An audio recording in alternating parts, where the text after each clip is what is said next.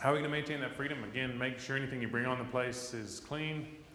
Always let things sit for a little bit when you bring them on your place. Maintain that vaccine strategy, and then keep your ear to the ground. So I want my producers to screen their heifers, and this is, again, just bleed a small proportion of those heifers every year for the life of that property, for two reasons. One, to make sure everything's working, because that's really rewarding for a beef producer to say, look, I'm spending money on managing BVD, and now I have evidence that it's working.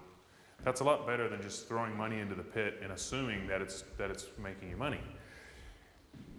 Also, we want to make sure that if it does get reintroduced, we're going to catch it before we maintain a PI as a replacement heifer. So by screening them annually as heifers, it's a cheap and easy test. It's about $1 a head, because if you budget on $20 a head to bleed those animals, and you're only bleeding 5%, that works out to $1 a head over the whole population of heifers. That's pretty cheap.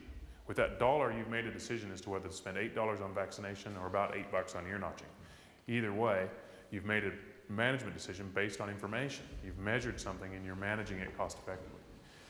Other surveillance, when you get funny deads, you can find a dead calf that's been there for a couple months.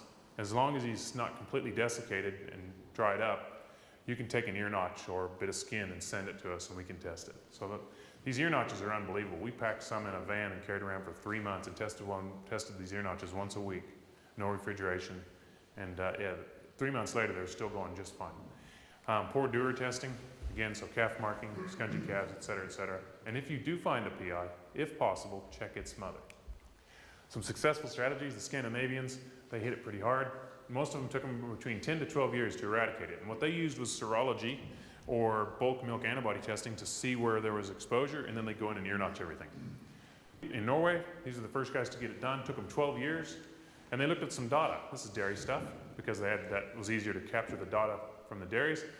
Once they got rid of BVD, they could cut abortions in half.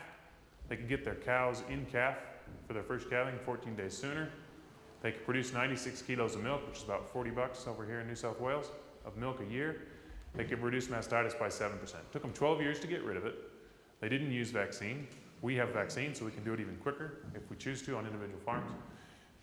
And at the cost, they said, geez, it's going to take a while to pay this off. What they found when they analyzed is they were actually benefiting by 5-fold. In the process of eradicating it, they were making money. So the moment they started managing it, they started producing better outcomes. So it actually was a profitable exercise, even the process of eradication. Farmers did most of it on their own, and then the government came in and said, all right, you buggers, the rest of you guys that aren't keen, you got to jump on board. The Swiss, they got really jiggy with it. Now, the Swiss is an interesting one. People say, BVD too hard to manage. My farm's too small or my farm's too big.